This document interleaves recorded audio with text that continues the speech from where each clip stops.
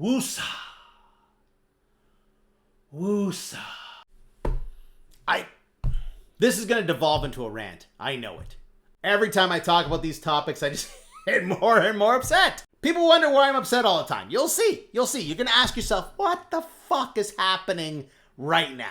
Not conspiracy theory, what the fuck. Actual, verifiable, what the fuck. I know, swearing is supposed to be bad for the algorithm. I get pushed out last, but I just don't give a shit at the moment. Economists split on what inflation numbers mean for Bank of Canada rate cut. Do you care about the economy? Economist, you should care about the economy. I'm going to say it again. Bank of Canada, number one reason we have inflation problems. The interest rate is in that core inflation that they're worried about. And that core inflation number is low. And the only reason it went up? Oh, tariffs. Tariffs, something that the interest rate does nothing about. Oh, and there's this. Layoffs from Trump's tariffs ripple through the auto parts industry. So our horrible unemployment numbers, they're going to get worse. Our unemployment is far worse than it is in the United States. In our major urban centers, it is catastrophic. And these guys are split on what these inflation numbers mean. Oh, by the way, that unemployment, all pointless. Isn't that wonderful? It's all for nothing. Trump's tariff war. Canada expected to keep NAFTA 2.0 carve-out. The new Canada-US trade deal is the old Canada-US trade deal. These people are losing houses. They could be losing relationships. Their credit could go to shit. For what? For what? What was that for? Oh, coincidentally, this popped up this morning on my Voronoi app. The forecast of real GDP growth in 2025 as a percentage. These are the world's worst performing economies this year. Switzerland's over here at 0.88%. Why is that a big deal? Why am I pointing that out? Because Canada's at 1.1%, not far off, and Switzerland cut their rate to 0. While here in Canada, with our massive unemployment and our slowing economy and people worried left, right, and center, the economists are split on what to do. Oh, and by the way, things are going to get worse before they get better. There's no quick fix here. Canada considers study permit cap tweaks as job losses mount. You know my feelings on this. I've been talking about it for a while. We had quote-unquote students coming into the country. Yeah, they weren't students. It was an abuse of the system. It was bad actors. But coincidentally, we changed the immigration minister and all these bad actors have gone away. Point is this. If we slow down the immigration, which we do need to do, and we have done, we've pretty much stopped it at this point in time, we won't have those people contributing to the GDP. Those people will not be helping to build the economy. There won't be jobs created from that population growth. So yeah, we need to slow down the population, but just keep in mind, there's a downside to this.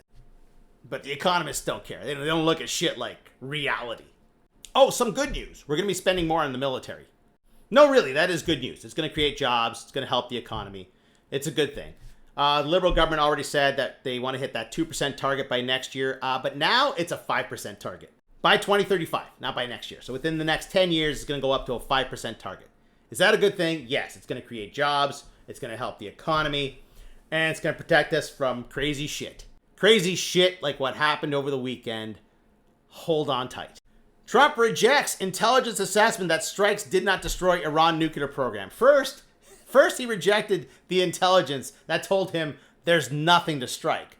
And now he rejects the intelligence saying, your strike didn't do fuck all. All right, get a load of this, giant what the fuck. U.S. didn't destroy Iran's nuclear program. Here's what new intel said. A top secret document prepared by the Defense Intelligence Agency, which is the Pentagon. Okay, you got that so far? A top secret Pentagon document was reported by news outlets all over the world.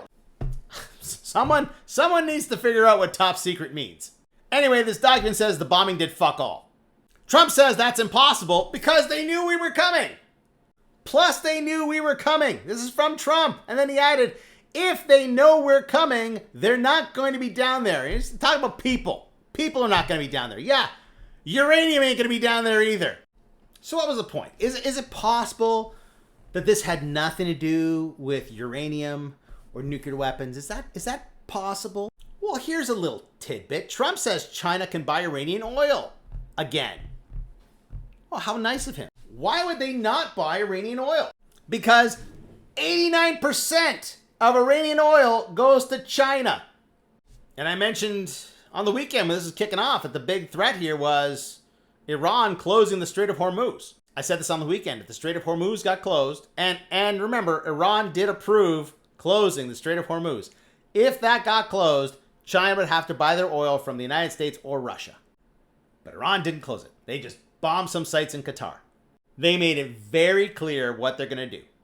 That they will bomb the shit out of something. But they're not closing the Strait of Hormuz. Should we be spending 5% of our GDP on defense? As long as this is the world we live in, yes.